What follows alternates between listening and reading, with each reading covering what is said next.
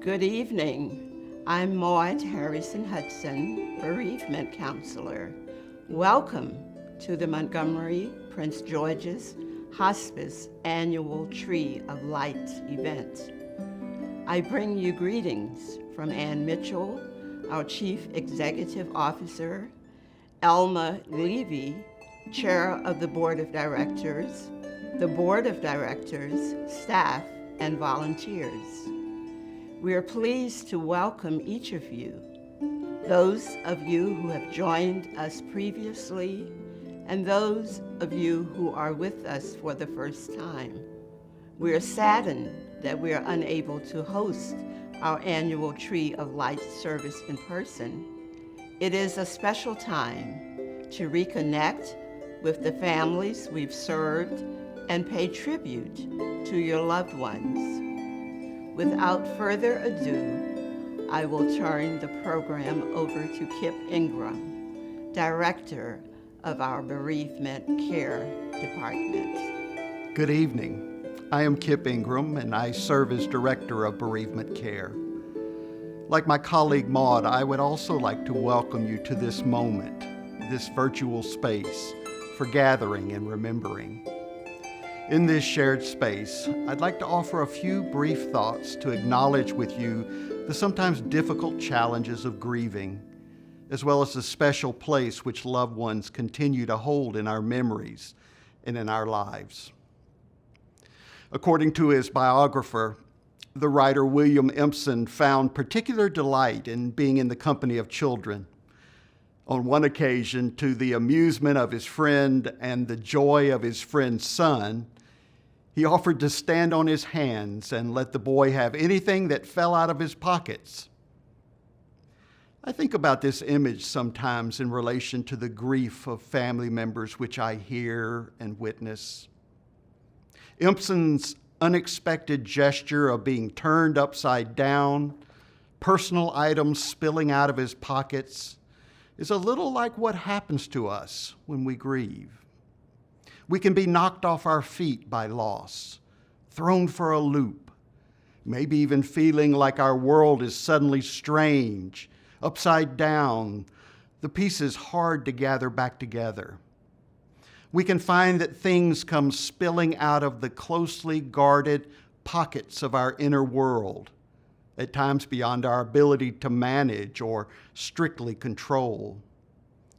Tears can flow at awkward moments, or we feel overcome with intense emotions of longing or regret. All of a sudden, our day can take a blue turn when something reminds us. And all of it can leave us feeling lonely and weary, especially in these lingering days of distance and isolation. Listen to the tumultuous way the poet Seamus Heaney describes grief using images from sailing.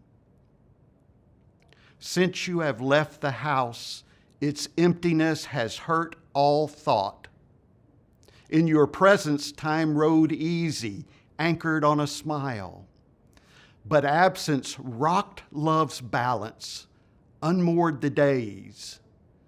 They buck and bound across the calendar, pitched from the quiet sound of your flower-tender voice. You've gone, I am at sea. When we grieve the loss of someone significant in our lives, powerful forces can converge upon us and within us. Surges of feeling or repeating thoughts can wash over us in unexpected ways.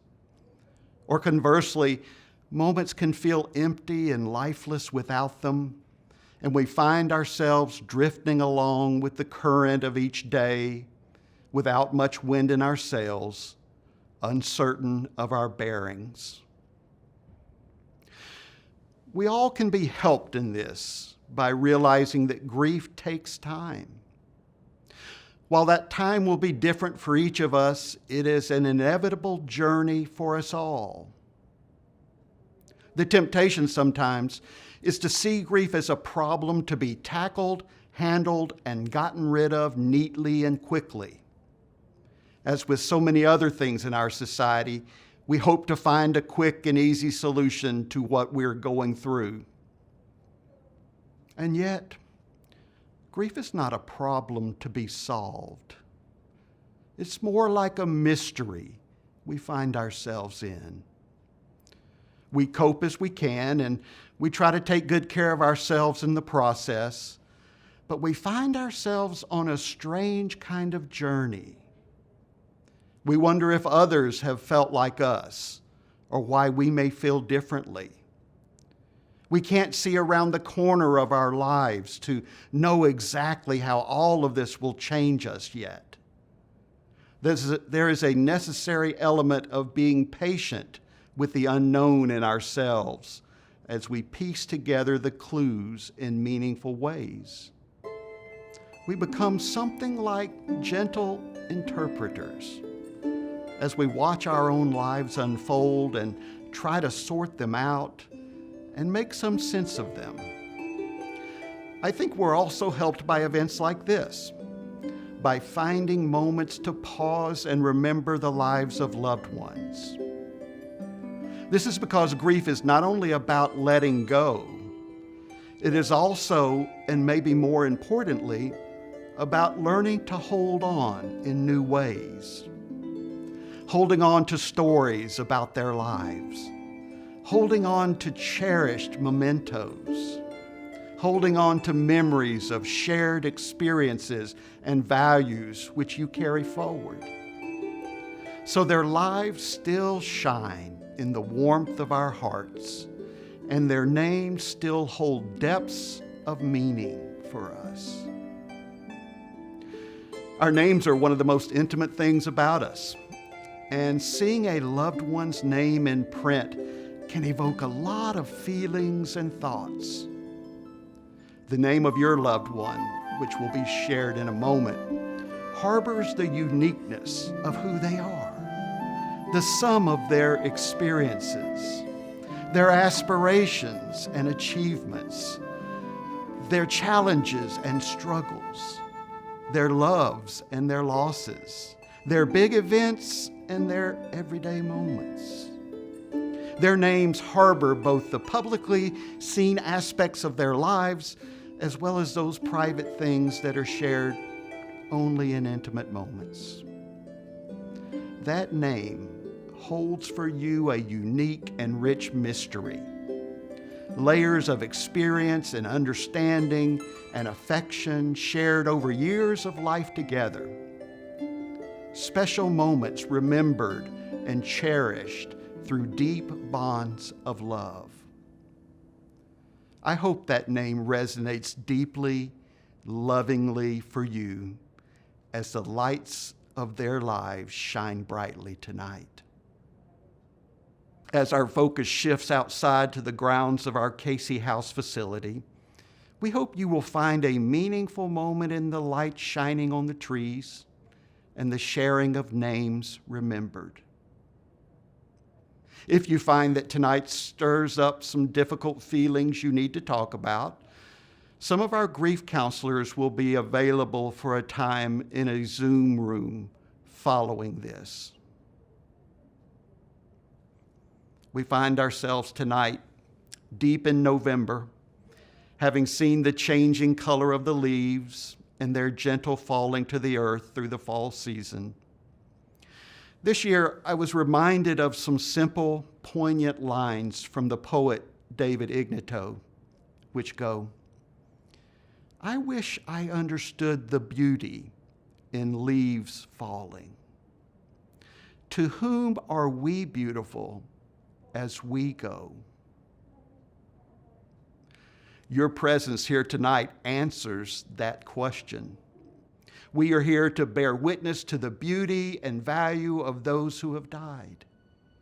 As long as we remember the mystery of our loved one, the mystery we feel whenever their name is shared, the mystery that shines out of their remembered lives, then they will remain a special part of us wherever our journey may take us.